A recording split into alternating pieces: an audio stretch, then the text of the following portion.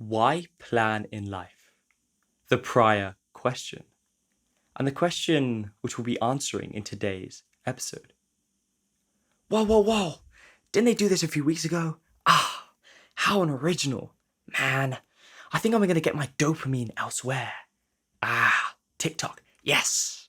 Now that's where I can find some good quality, fresh content. At Way, we don't think that ideas are static. Something that you think of, express, and then commit to the annals of history and move on from. No, ideas stay with you. They're dynamic, organic, and evolve as we evolve, as we gain new experiences, new thoughts, becoming more defined, more refined. So that's why we're revisiting the question of why plan in life, to share the evolutions in our thinking. We'll start by asking, what is a plan? Defining it more precisely as a combination of a direction and the steps you believe will get you there. We'll then attempt to demonstrate the value that personal planning can bring you by discussing the benefits of these two parts of planning. Of firstly, making goals explicit. We'll ask, what is a goal? What makes a good goal? And discuss how goals can insulate you against whims, against fluctuations in your feelings, motivations. And then second, we'll talk about the benefits of outlining the steps to achieve your goal. How planning boils down to a choice, a matter of choosing between the most effective approach to meeting your goals or not.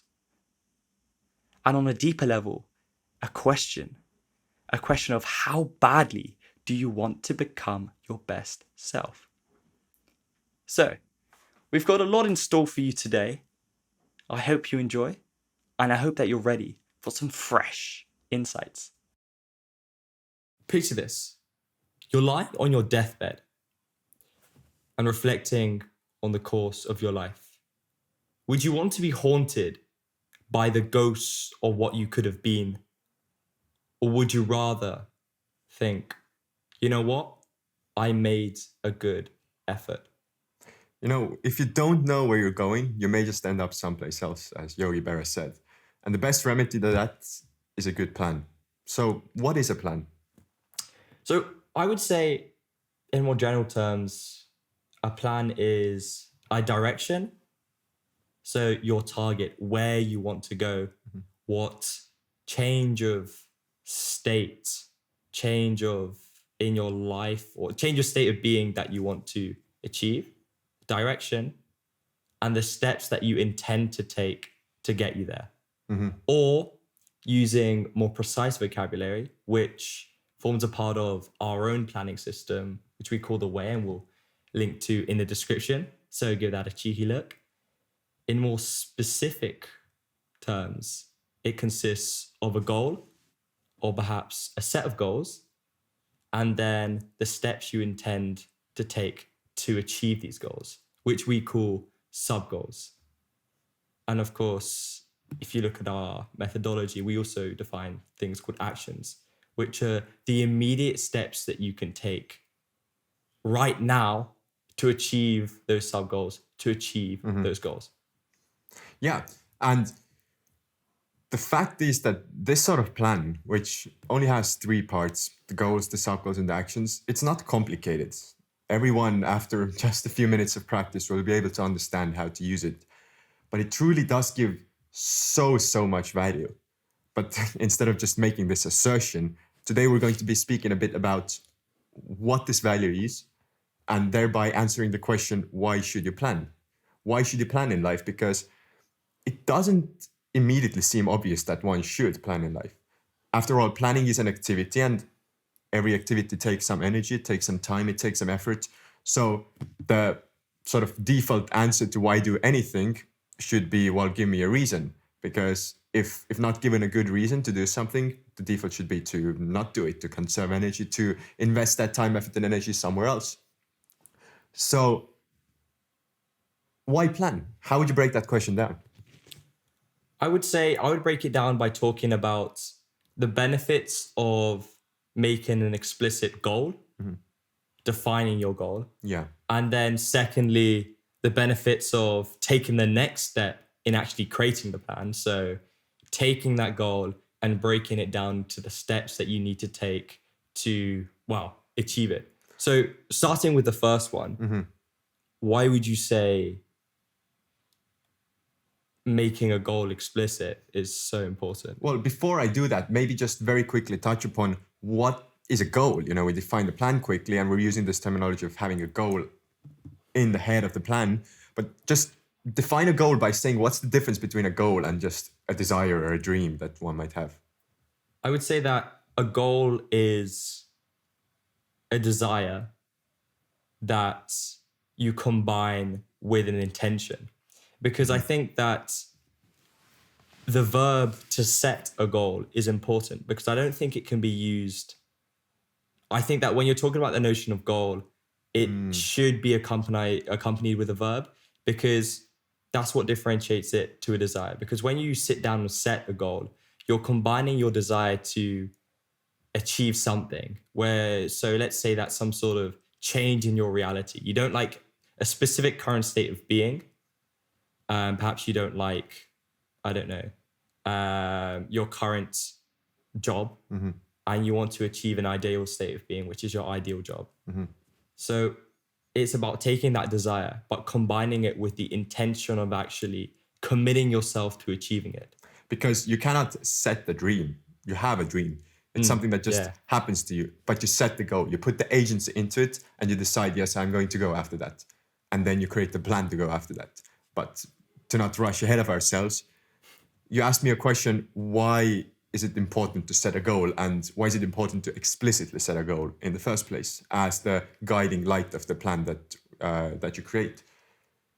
Now, partly the question is answered by what you just said, in terms of you need to set a goal in order to feel that agency, to feel this sense of, I am not just getting attacked by these dreams, these emotions, these sort of signals that from the inside tell me that my current state of being is not exactly how I would like to be living my life. Not just getting attacked by them, but combining that realization that you can change your state, you can improve it, and it could be improved with the intentionality of I am going to improve it. Now, agency is a tricky thing philosophically, because, you know, we're trying to define what agency is. We get into the question of what an ego is, what a single person is, how it is separated from the rest of the universe, and so on. But staying practical here and thinking about how we can use the model of agency that we normally have, that most people have, how we think about us and our ability to choose what we're doing. A goal is so important because it encapsulates a part of your agency.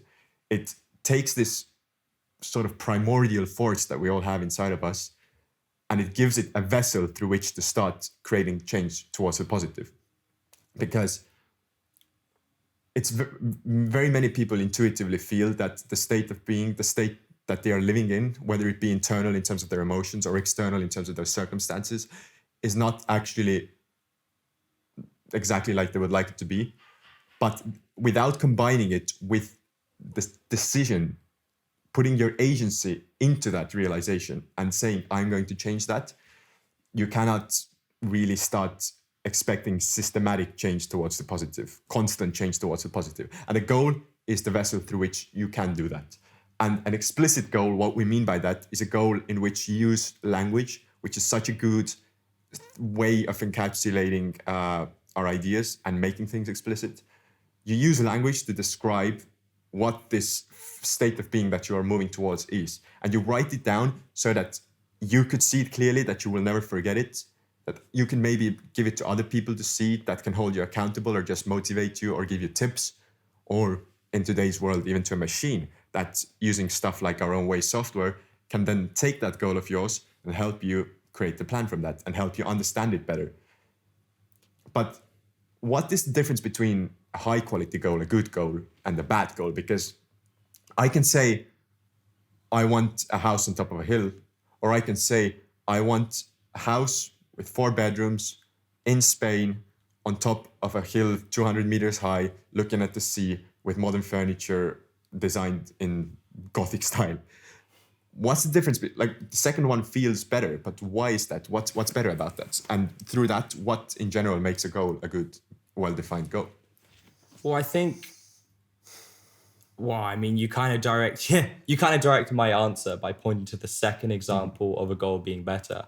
I think it would be the adding of an increased amount of specificity, because the whole point of setting a goal in the first place is to not only make the commitment to achieving, to acting upon a desire, but I think also it's about making that desire explicit so as to conceptualize it a bit more. Because the whole point of conceptualizing something, so in this case, a goal, making it more explicit, is so that you understand truly what it is that you want to believe.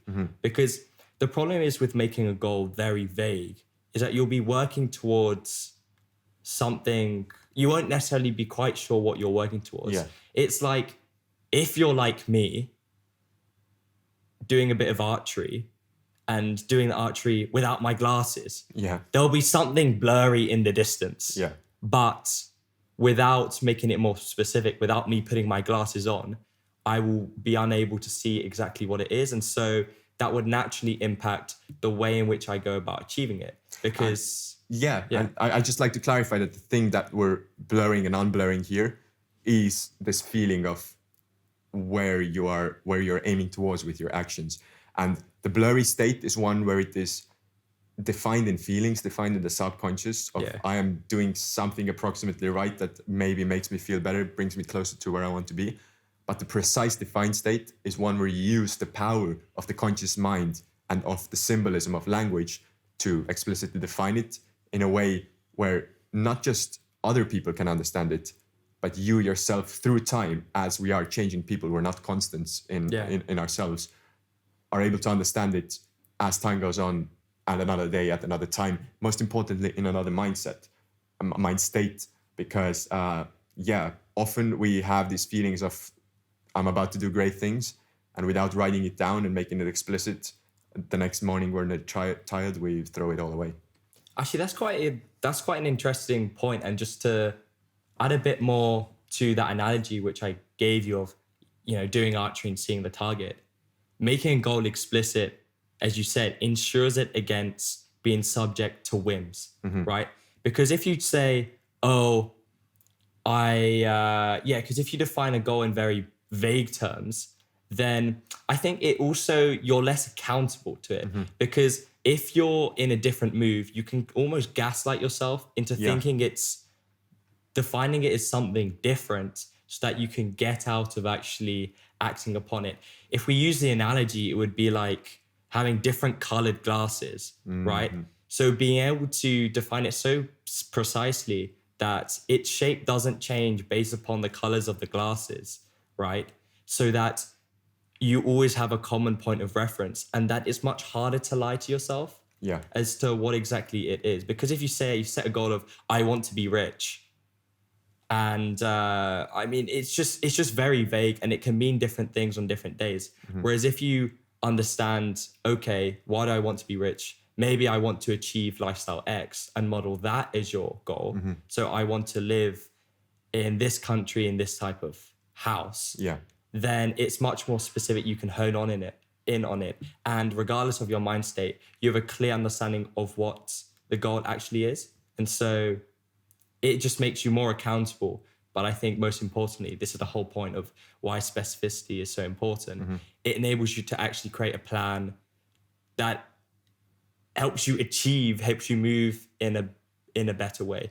But I just like to add a bit of a caveat though, because while specificity is good, I wouldn't say it's an absolute good, in that there will obviously come a point at which too much specificity can harm you because it makes you inflexible. You must understand that, and you talked about this, right? The target which you're aiming at is moving. Not only is it moving, but you're moving. And so naturally, while you do want to add a bit of specificity to a goal, I think that if you're adding too much, that A, it takes too long to write down, or B, it ties you down to something that's could very easily be changed. Making it difficult to stick to it, and making it almost unpleasant to stick to it, because life's changing nature will inevitably happen, and you will be forced to face a situation in which you either have to start changing a plan that is specified so precisely that it takes more effort than it is worth to actually go into it, or to abandon your plan completely. So that is a position that you don't want to put yourself in. But before you can get into that position, you have to create the plan in the first place. So you have convinced me, and we have convinced ourselves that Echo chamber, but all right. that a goal is something that one should set for them. So now, why break that goal down into these sub steps, these sub goals as we call them? Why not just say, oh, I want this house with this furniture, this expensive in this place, and just start going at it? Well, I think it's about asking yourself, how badly do you want to achieve this goal? I think it's about acting upon the intention, the commitment that you make to yourself when you're setting a goal in the first place. Because, and the reason why I frame it as a choice, creating a plan or not creating a plan is a choice between working towards achieving your goal in the most effective way you possibly can or not. And so naturally, whether you deem making a plan and pursuing, working to achieve your goal in the most effective means possible, whether you deem that to be good is one of like, how much do you value your time? How much do you value life? Do you really want to achieve that goal and say all the other things that you can do? Because if you achieve a goal effectively, or at least if you create a plan, you're or you're more likely to be able to achieve it, but also say if you're able to achieve it more quickly, you can then turn your attention to other areas of your life which you perhaps have neglected. So I think it all bottles down to whether you want to live your life to the fullest and whether you're also willing to kind of act upon that desire by pursuing what is the most effective course of action. And maybe you could just explain, because I don't think I've done enough to insulate this premise of why that is necessarily creating a plan the most effective way. Yeah. I would say that the reason that creating a plan ensures the greatest amount of effectiveness, and why specifically creating a plan in this way, where you set a goal and you break it down into its constituent sub-goals, the smaller things that you can achieve that eventually lead you up to that goal.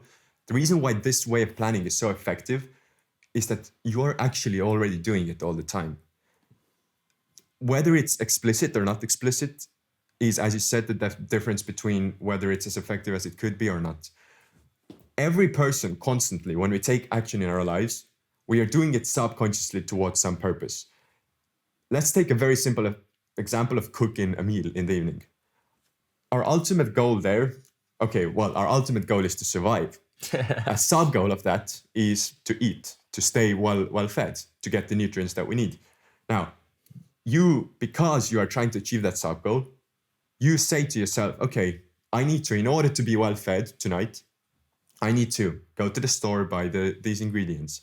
And a very important point here, you are defining the plan yourself. You could meet this objective in another way, but you're saying my way of meeting this objective, my way of breaking this goal down into sub-goals is to go into the supermarket, to buy the necessary ingredients, to cook the macaroni, to boil the potatoes, etc., to put it all together in a plate and then to eat it. You break it down implicitly, subconsciously into this part. And now this is a simple example. We are not telling you that you need to go and use a software or pen or paper or whatever to break this down for yourself. We would, if this is something that you don't really need to think about, we would consider it one action that you do as a part of your bigger plan. But the thing is that this same principle applies to everything. And now while going to the supermarket and cooking yourself a nice dinner is something that you really do not need to explicitly define as any sort of structured plan, your whole life and your goals in terms of tens of years, decades, 20 years, 30 years, where you want to be when you retire, that is something that is too complex and too long lasting to simply hold in your head and be as effective as possible doing that. Because there are multiple problems to that. Problem number one is that our minds are not that good at visualizing complex structures. And a long-term plan is a very complex structure. It has a big goal of wanting this type of life in a long time, and it breaks down into many smaller parts of what you have to do today in order to move closer to that. That is very hard to always keep with you. But in order to take focused action every day and every moment of every day, you need to always know how what you're doing right now is moving you closer to that goal. So you need to have constantly, if you don't write it down somewhere, and if you don't use something like our Way software that allows you to look at that action, knowing that it is somewhere else in an external system taking care of the connection between that action and how it helps you reach your goal. If you don't have that, you have to constantly keep the big structure in your head. And ultimately, it's just an inefficient way to do things. You want to be focused on getting that action done. You want to be focused on making real change, not always worrying about, oh, wait, how did this exactly help me? And this state of continuous anxiety is what a lot of people live in. And now that is one problem with not having the explicitly defined plan and not breaking it down into sub goals. But another problem is simply that if you don't do this, you will never really know what the best, you cannot systematically know and update your beliefs about what the best way to reach your goals are, because the reality is that none of us know at any given moment the optimal way of doing things. And this is also an important thing to realize about planning. Your plan is not supposed to be the holy grail, the ultimate source of objective truth of what you're going to do for the rest of your life. So it's organic. It's organic. It's your current best understanding of where to go at the level of specificity that you deem to be optimal for yourself, that helps you. Because ultimately, it's all about going where you want to go. The plan is a tool towards that. But if you don't create the plan at all, it is just extremely, extremely unlikely that you will be able to look back at what you thought that you were supposed to do in the past and combine it with the new information that you have now about the world, because we're all constantly learning and just the world is changing. And then to make that change in a systematic way, to say, okay, before I thought I was going to do this because of these assumptions and these reasons, now I have this new information, now I can update my plan in this way. But the point is, if you don't put that plan there in the first place, you can't use all the helpers, whether it be other people who can now look at what you're trying to achieve and give you advice, whether it be software and the AIs in that software, like in our own Way software, or yourself looking at it with a fresh perspective. None of these helpers can be used to help you move towards your goals in an optimal way, because you haven't put that seed there to build upon in the first place. So why plan? Well, I think just to summarize the whole episode, the point of planning is being able to do that which you would otherwise do subconsciously, consciously, so that you're able to maximize or at least achieve what you're working towards in the best way possible. But I don't just think it's about achieving your goals in the best way possible, but also being able to maximize your agency by being able to reflect on your goals in the first place. Because if you don't make your goals explicit, then most likely you'll be subconsciously working towards something which society has been telling you is something to work towards. Or your employer, someone else just has given the path to you. But we don't want to live our life according to someone else's terms. Yeah. We want to live our life our way. Our way. All right. That's it for this week. Thank you very much for listening. Be sure to check out our social media pages and website, links in the description, for more on how you can live your life your way. Also, if you felt that you gained something from this episode, whether it be a small insight or transcendental, reality-shaping piece of enlightenment, then feel free to share this episode with your friends, family, whoever it may be, for there is no better gift than that of a good idea. Thank you very much, and I'll see you next week.